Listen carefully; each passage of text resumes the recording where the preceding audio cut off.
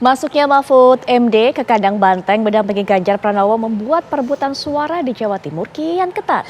Setelah sebelumnya Muhaimin Iskandar berpasangan dengan Anies Baswedan, suara Nahdliyin kian diincar, tapi pengaruh Jokowi dinilai bisa mengubah peta suara. Mengapa? Nah, berikut kami sajikan ulasannya.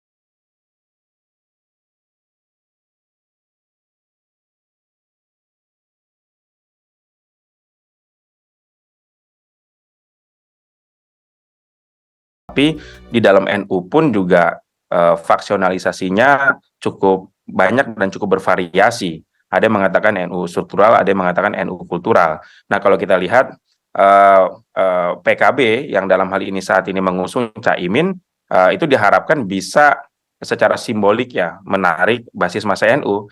Tetapi kalau kita lihat dari track record Pak Mahfud MD, itu juga merupakan salah satu tokoh NU yang cukup memiliki basis organik ya di NU baik di Jawa Timur maupun di luar Jawa Timur. Jadi saya melihat NU ini juga tidak akan terkonsentrasi pilihannya kepada salah satu calon saja, tetapi tergantung dari siapa yang memegang jaringan di bawahnya. Dan tiap calon, Pak Muhaimin, baik Pak Muhaimin maupun Pak Mahfud MD, cukup memiliki basis massa yang organik ya, baik itu di Jawa Timur maupun di luar Jawa Timur, terutama untuk basis massa dari Ormas NU. Di atas kertas, Muhaimin memang lebih diuntungkan dengan posisinya sebagai Ketua Umum Partai Kebangkitan Bangsa. Caimin memiliki mesin penggerak hingga ke ranting-ranting. Mesin ini pun bisa mengetuk pintu-pintu rumah pemilih. Posisi Muhaimin dinilai menguntungkan Anies yang selama ini lemah di pemilih tradisional. Anies berangkat dari kelompok nasionalis sebenarnya Anies ini. Selain dari Partai Nasdem, beliau juga sebenarnya bisa dikelompokkan dari kelompok nasionalis, kemudian dilengkapi oleh Muhaimin yang berasal dari kelompok Islamis tradisionalis yaitu NU dalam hal ini yang mayoritas di Indonesia. Selain dari mesin politik partainya, kita tahu PKB ini kan partainya berbasis kuat di Jawa Timur bersama PDI Perjuangan. Selain itu juga di Jawa Tengah. Nah, kalau ini bisa dikapitalisasi dengan optimal, maka ini bisa menjadi potensi untuk melengkapi, menambal celah-celah atau kelemahan Anies Baswedan di wilayah Jawa Tengah dan Jawa Timur terutama. Tetapi ini perlu dikapitalisasi meskipun belum memberikan dampak terlalu kuat ya setelah berpasangan ini. Tapi Mahfud memiliki popularitas. Namanya terkenal harum sebagai pendekar hukum. Kehadiran Mahfud yang berpasangan dengan Ganjar berpotensi membawa suara Nahdliyin. Khususnya Gus Durian yang selama ini kerap berseteru dengan Imin. Kita tahu Jawa Timur adalah basisnya Ganjar dan Prabowo yang relatif imbang.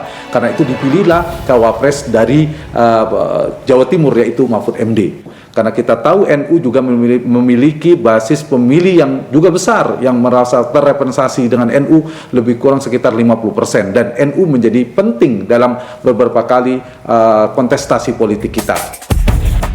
Dalam rilis lembaga survei terakhir, tingkat keterpilihan Mahfud diklaim lebih tinggi ketimbang Muhaimin.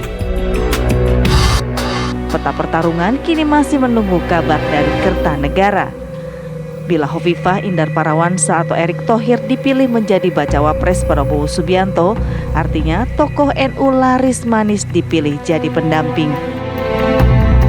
Namun patut dicermati pula, ada faktor Presiden Joko Widodo yang dinilai kuat mengubah peta politik. Bila Prabowo berhasil menggandeng Gibran, suara NU tetap kuat ke Prabowo karena pengaruh Jokowi. Pak Ganjar juga memiliki dari pemilih basis Pak Jokowi.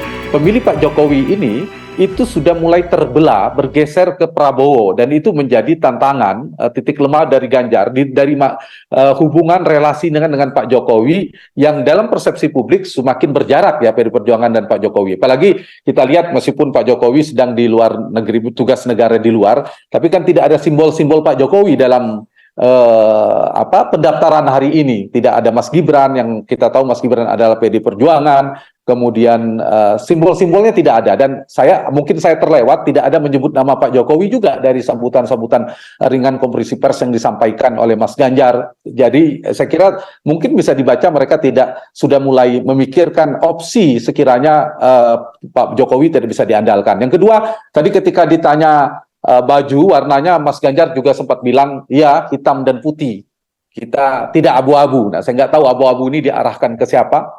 Dan saya kira simbol-simbol ini menunjukkan bahwa saya kira tantangan bagi pasangan ini adalah ada potensi apabila Gibran misalnya, Mas Gibran menjadi wakil Pak Prabowo, maka potensi tergerusnya suara Ganjar di Jawa Tengah yang juga menjadi basisnya Pak Jokowi termasuk di Jawa Timur, itu juga menjadi tantangan berat bagi pasangan ini kalau betul Mas Gibran maju. Atau Mas Gibran tidak maju tapi dukungan Pak Jokowi semakin terang dan jelas kepada Prabowo. Itu juga menjadi titik lemah atau tanda petik ya ancaman elektoral bagi kubu Ganjar. Tim TV One mengabarkan.